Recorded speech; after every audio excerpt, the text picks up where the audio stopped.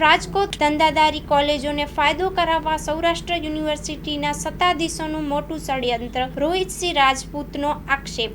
Report by Sandeep Chavda, Rajkot. રાજ્ય સરકારે નવા જે પબ્લિક યુનિવર્સિટી એક્ટ જે લાગુ કર્યો છે તેનું લગભગ તમામ સરકારી યુનિવર્સિટીઓ અને ખાનગી યુનિવર્સિટીઓ તેમનું અમલીકરણ કરી રહી છે। ત્યારે સૌરાષ્ટ્ર યુનિવર્સિટીની અંદર આ નવા પબ્લિક એક્ટ પ્રમાણે કોલેજોને અલગ અલગ અભ્યાસક્રમોની ફી રેગ્યુલેશન કમિટીનું ગઠન કરી અને એના બેઝ ઉપર કોલેજોની ફી નિયત કરવાનો નિયમ છે, પરંતુ હજુ સુધી સૌરાષ્ટ્ર યુનિવર્સિટીમાં કોઈ પણ જાતની આવી કમિટીનું ગઠન થયું નથી।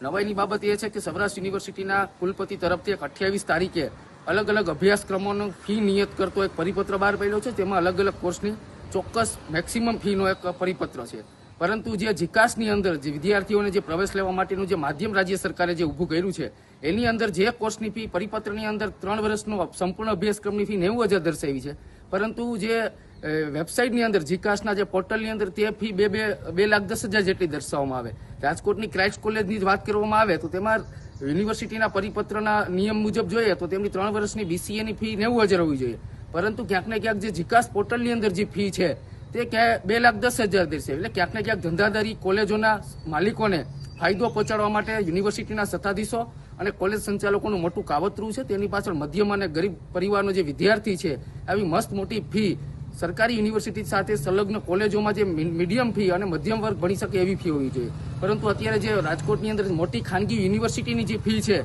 એના કરતાં વધુ આ ક્રાઇસ્ટ કોલેજ જેવી અલગ અલગ કોર્સોની ફી દર્શાવવામાં આવી છે। આજે અમે એ બાબતે કુલપતિને રજૂઆત કરી છે। અમને કુલપતિ તરફથી એવો પ્રત્યુત્તર મળ્યો છે કે આ પરિપત્ર તો જનરલ દર વર્ષે કરવામાં આવે છે। એટલે સવાલ એ વાતનો છે કે કુલપતિ તરફથી જે પરિપત્ર બહાર પાડવામાં આવે છે એ માત્ર દેખાડો પૂરવા માટે અને ફોર્માલિટી માટે જ હોય છે, તેનું કોઈ અમલીકરણ થતું નથી। જે પણ તમે પરિપત્ર કર્યો છે, તમારું જે જીકાસનું પોર્ટલ સંભાળતા અધિકારી છે તેમને ઉપર રાજ્ય સરકારમાં ઇન્વર્ટ કરીને અપલોડ કરવું પડે અને એ પરિપત્રના બેઝ ઉપર જ જીકાસની અંદર અલગ અલગ કોલેજોની ફી દર્શાવવાની હોય છે, પરંતુ ક્યાંક ને ક્યાંક અમારો સ્પષ્ટ આક્ષેપ છે કે કોલેજ સંચાલકોને કમાવા માટે યુનિવર્સિટીના સત્તાધીશો જે પરિપત્ર બહાર પાડ્યો છે તેમને અપલોડ કર્યો નથી અને કોલેજ સંચાલકો વારંવાર ફરિયાદ કરે છે કે આ પરિપત્ર તમે સ્થાનિક લેવલે જ રાખજો, આ ઉપર જીકાસ પોર્ટલ સુધી ન પહોંચવો જોઈએ। એ બાબતને એ હવાતિયા કરે છે, પરંતુ આજે અમે આ બાબતનો પર્દાફાશ કરી અને ગરીબ અને મધ્યમ પરિવારના વિદ્યાર્થીઓ માટે રાહત માટે અમે રજૂઆત કરી છે। આગામી દિવસોની અંદર પરિપત્ર મુજબ ફી લેવામાં નહીં આવે તો અમારું સ્ટેન્ડ ક્લિયર છે કે કોંગ્રેસ વિદ્યાર્થીઓને સાથે રાખી અને આ બાબતે ઉગ્ર આંદોલન કરશે। માં motor driving, safe and sure driving. Driving એ શોખ સાથે આપની મોટી જવાબદારી પણ છે। અમારા ઇન્સ્ટ્રક્ટર દ્વારા સચોટ અને સરળ માર્ગદર્શન